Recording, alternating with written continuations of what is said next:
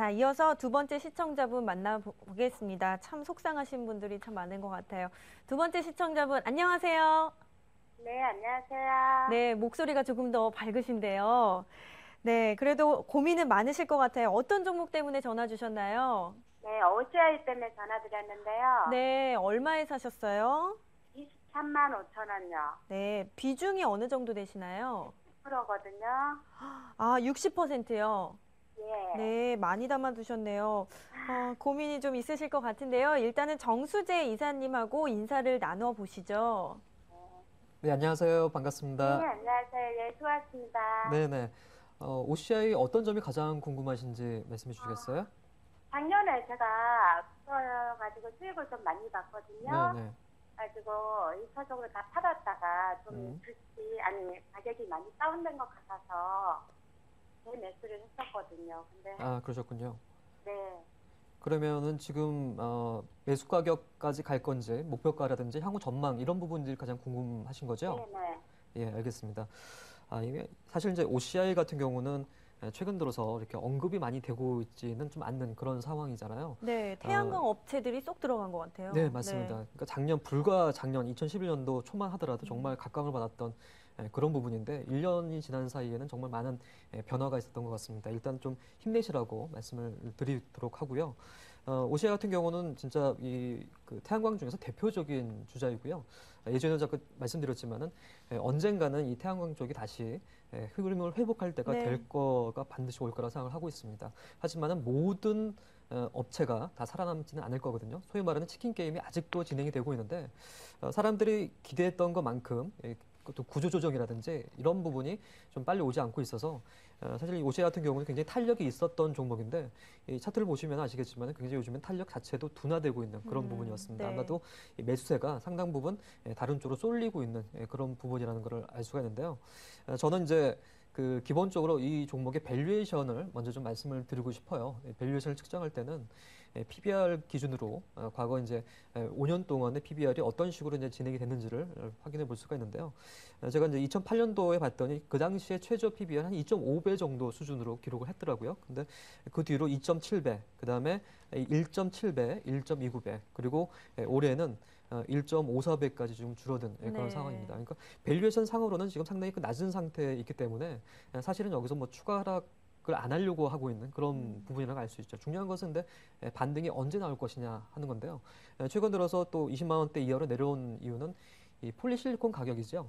이 폴리실리콘 가격이 오늘 기준으로 보니까 20.42달러를 기록을 하고 네. 있더라고요. 그래서 평균 가격도 좀 내려온 음. 그런 상황인데 이 폴리실리콘 가격이 상당히 민감하게 작용을 하고 있습니다.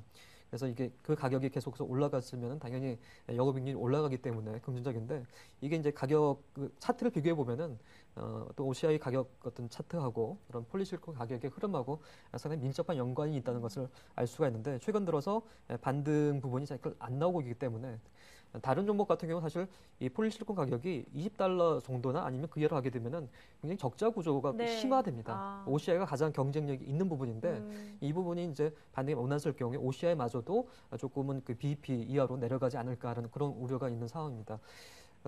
큰 틀에서 말씀드리면은 이 투자하는 어떤 그런 방법이 단기적인 어떤 모멘텀 투자를 할 것이냐 아니면은 중기적으로 이 회사를 믿고 갈 것이냐를 아셔야 될 것 같아요. 제가 처음에 스마트한 투자 방법이라 말씀드렸는데 스마트 보면 맨 마지막에 T가 있지 않습니까? 네. 그 부분이 있는데 그 T가 바로 턴어라운드를 의미를 하고 있는데요. 실적 부분이 지금 많이 감소했지만 OCI 같은 경우는 아직도 적자는 아니거든요. 네. 그럼 적자는 아니지만은 감소한 부분이 실적을 턴을 할 수 있는 그런 때까지 와야 되는데 그러려면은 일단 지금은 좀 기다리셔야 되는 그런 상황이라고 말씀을 드릴 수가 있고요. 현재는 겨울이지만은 언젠가는 봄이 오고 봄이 왔을 때 가장 강하게 움직일 수 있는 종목은 저는 역시 OCI라고 생각을 근데 하고 이분이 있습니다. 지금 60% 보유를 하고 계시잖아요. 네, 그래서 실질적인 네. 전략을 좀 드리면요. 결국은 이 종목에 대한 투자는 제가 처음 말씀드렸던 것처럼 확신이거든요. 네. 이 종목에 대한 확신을 내가 얼마큼 가지고 있느냐에 따라서 비중이 결정이 되고요. 오늘 제시해드린 그 에전던 초이스에 말씀드릴 종목에 대한 비중도 결국은 이 종목에 대한 확신을 얼마큼 가지고 있느냐에 따라서 결정이 될 것 같습니다.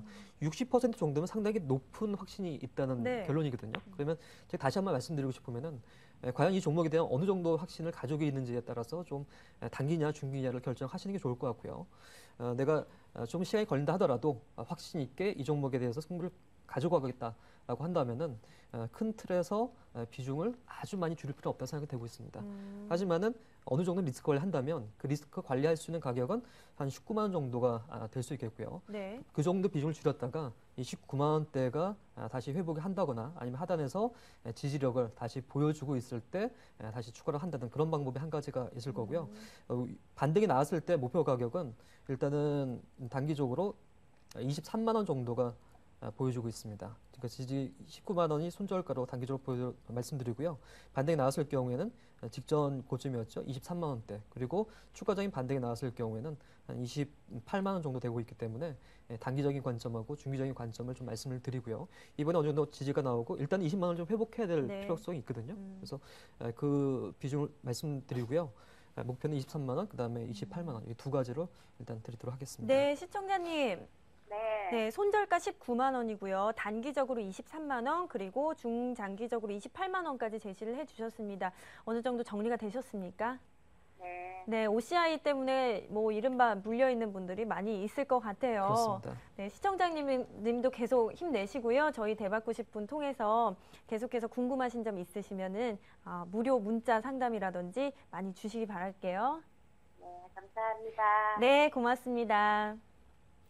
네, 지금까지 전화 상담 들어봤습니다.